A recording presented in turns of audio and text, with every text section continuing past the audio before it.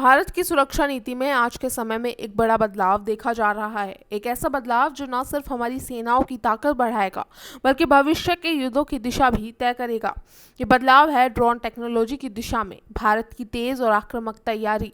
चलिए आपको बताते हैं कि आखिर भारत क्यों अपनी ड्रोन क्षमताओं को युद्ध स्तर पर बढ़ा रहा है। इसके पीछे की रणनीति क्या है, कौन सी तकनीकें भारत अपना रहा है और चीन और पाकिस्तान जैसे पड़ोसी देशों से मिल रहे खतरे के जवाब में ये कदम कितना अहम साबित हो सकता है। आज जब हम ड्रोन सुनते हैं तो ज़्यादातर लोगों के जहन में वही तस्वीर आती है, निगरानी करने वाला एक छोटा सा उड़ता यंत्र। लेकिन असल में ड्रोन अब सिर्फ सर्विलेंस का जरिया नहीं रहा। आज के आधुनिक ड्रोन सटीक हमले करने में सक्षम है। यह सटीकता इतनी अधिक है कि कुछ ही सेकंड में किसी भी दुश्मन के टारगेट को बिना पायलट के तबाह किया जा सकता है। अमेरिका ने इसी तकनीक का इस्तेमाल कर कई आतंकवादियों को भी मार गिराया है।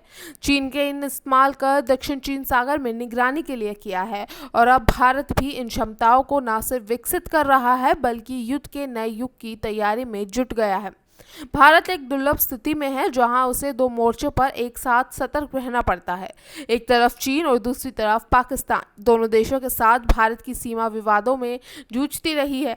चीन जो लगातार अपने ड्रोन टेक्नोलॉजी में निवेश कर रहा है, एलएसी पर भी उसने कई बार हाई एल्टीट्यूड सर्विलेंस ड्रोन तैनात किए हैं, जिससे कि वो भारतीय क्षेत्र में गहराई तक झांक सके और भारत की हर गतिविधि को लाइव ट्रैक कर सके।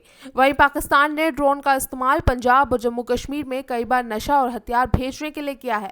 हर हफ्ते कोई ना कोई ड्रोन सीमा पर पकड़ में आता है। कुछ सफल हो जाते हैं तो कुछ को भारतीय फोर्सेस मार गिराती है। लेकिन चिंता की बात यह है कि ड्रोन की संख्या और क्षमता दोनों लगातार बढ़ रही है। अब तक भारत सीमा पर घुसपैठ रोकने की पारंपरिक उपायों पर निर्भर था, फिर ड्रोन आए। भारत और पाकिस्तान के सेना संघर्ष में भी हमने देखा कि किस तरह ड्रोन अब बहुत ज़रूरी बन चुके हैं।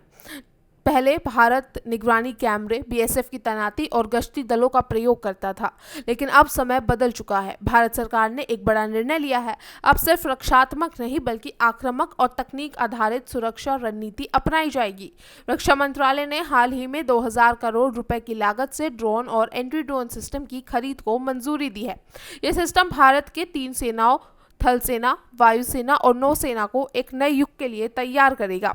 अगर बात करें कौन से सिस्टम खरीदे जा रहे हैं, तो आपको बता दें कि इस खरीद में कई अत्याधुनिक प्रणालियां शामिल है। सबसे पहले आता है लॉइटरिंग मॉनिटर्स। ये एक ऐसे ड्रोन है जो दुश्मन के इलाके में मंडराते रहते हैं और टारगेट सामने आते ही आत्मघाती हमला कर देते हैं। इसके बाद आता है रिमोटली पायलटेड एरियल व्हीकल्स। ये मानव रहित विमान लंबे समय तक हवा में रह सकते हैं और दुश्मन की गतिविधियों पर नजर रख सकते हैं। इसके बाद इस लिस्ट में आता है काउंटर ड्रोन सिस्टम्स। आपको बता दें कि ये सबसे खास प्रणाली है।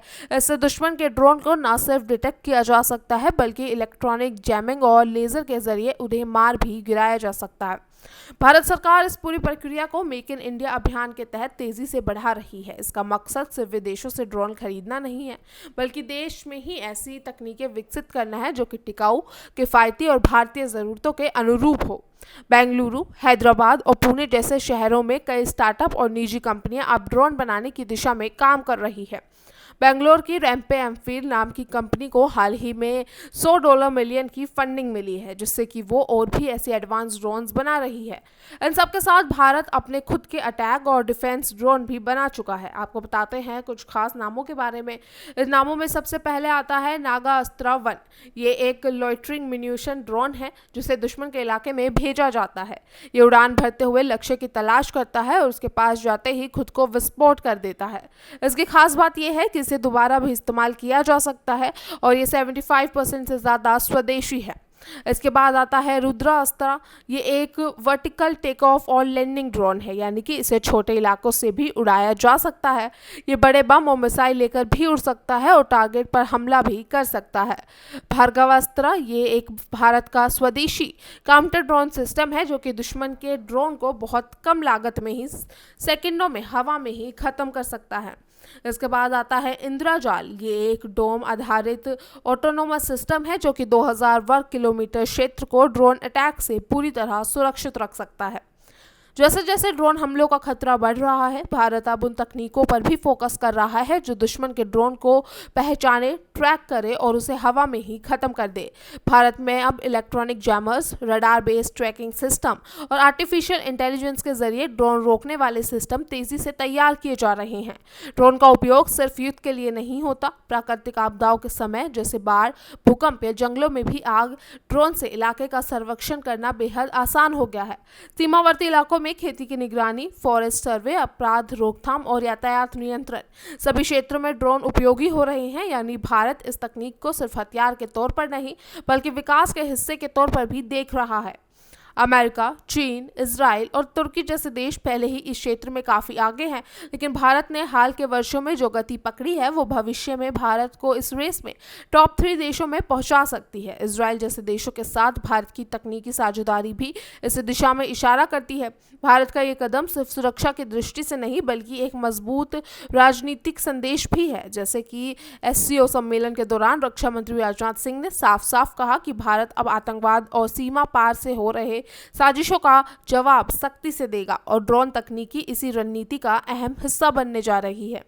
कुल मिलाकर ये कहना गलत नहीं होगा कि भारत अब युद्ध की पारंपरिक परिभाषा को पीछे छोड़कर एक टेक्नोलॉजी ड्रिवन, स्मार्ट और आत्मनिर्भर सुरक्षा रणनीति की ओर तेजी से बढ़ रहा है। ड्रोन तकनीक चाहे निगरानी के लिए हो, हमला करने के लिए या दुश्मन के हमले को रोकने के लिए, हर मोर्चे पर भारत ने स्पष्ट कर दिया है कि वो तैयार है। पाकिस्तान हो या चीन, अब भारत सिर्फ इंतजार नहीं करेगा, वो पहले से तैयार रहेगा।